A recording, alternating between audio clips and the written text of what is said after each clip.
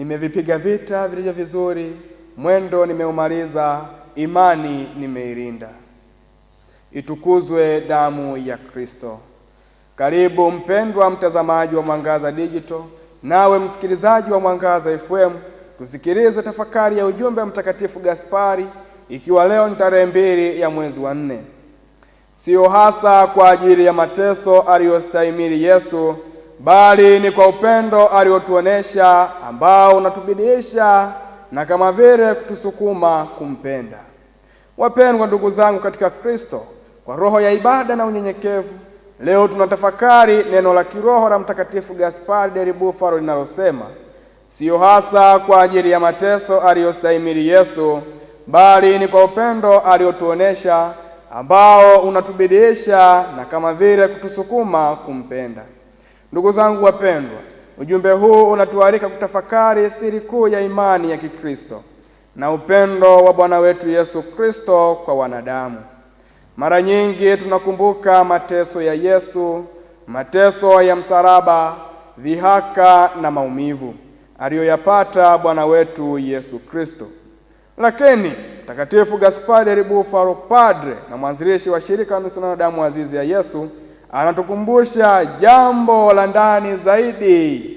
Kile kinachogusa mioyo yetu sio mateso yenyewe, bali upendo uliokuwa nyuma ya mateso hayo, na kutokea hapo tunapata kujifunza mambo makuu yafuatayo. Bwana wetu Yesu Kristo aliteseka kwa sababu ya upendo. Bwana wetu Yesu Kristo hakuteseka kwa bahati mbaya au kwa kulazimishwa, bali alijitoa kwa hiari kwa sababu ya upendo wake mkubwa kwa wanadamu. Katika Injili ya Yohane sura ya 3 aya 16 anasema, kwa maana jinsi hii Mungu aliupenda ulimwengu hata akamtoa mwanaye wa pekee. Hapo tunaona wazi ya kwamba chanzo cha sadaka ya Yesu ni upendo wa Mwenyezi Mungu kwa ulimwengu. Upendo huu ni mkubwa sana kiasi kwamba Mwenyezi Mungu alitoa kile kilicho cha thamani zaidi ili wanadamu waweze kupata wokovu. Ndugu zangu, tunajifunza pia upendo wa Kristo unatubidiisha kumpenda. Mtume Paulo anaeleza vizuri wazo hili anapowaandikia Wakorinto katika waraka wake wa pili sura ya 5 aya 14 anaposema, kwa maana pendo la Kristo latubidiisha. Ndugu zangu wapendwa, hapa tunajifunza ya kwamba tunapotafakari upendo wa Kristo, hasa ule aliouonyesha msalabani, mioyo yetu inasukumwa kumpenda zaidi. Tunatamani kumfuata, kumtumikia na kuishi kulingana na mapenzi yake. Hivyo basi, mateso ya Yesu siyo tu tukio la historia, bali ni ishara kubwa ya upendo wa Mungu unaogusa moyo wa mwanadamu. Lakini pia tunaona ya kwamba hakuna upendo mkubwa kuliko kujitoa kwa wengine.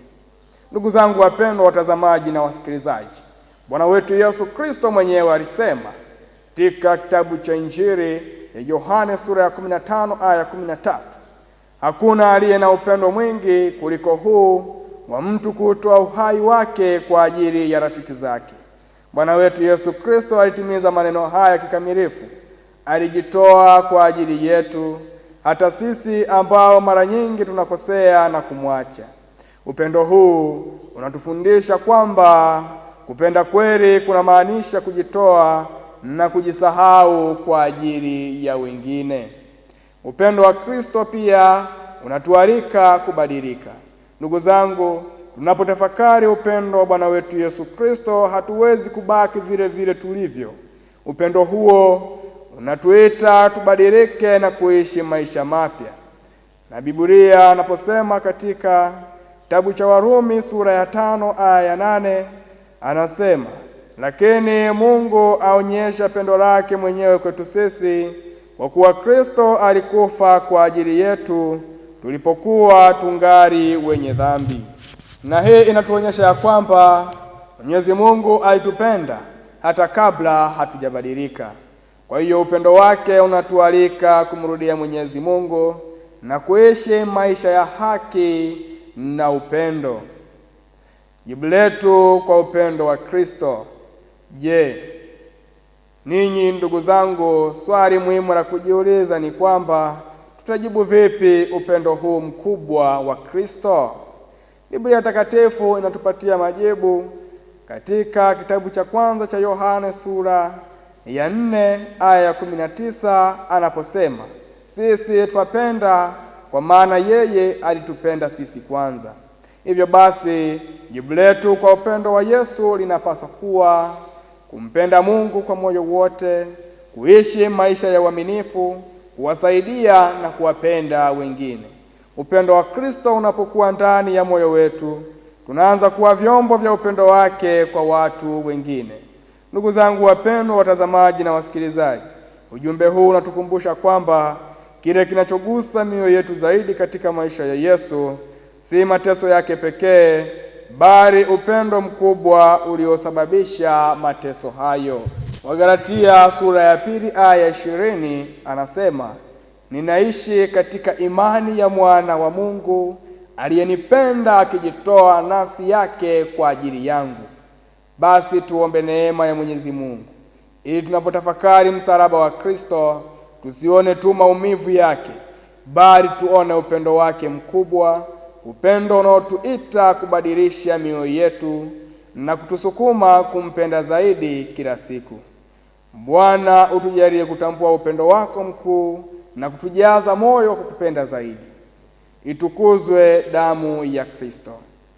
Niliyekuletea tafakari hii ni mimi Frateri Alfred Cyprian Mahwela, frateri wa shirika la misionari wa damu azizi ya Yesu.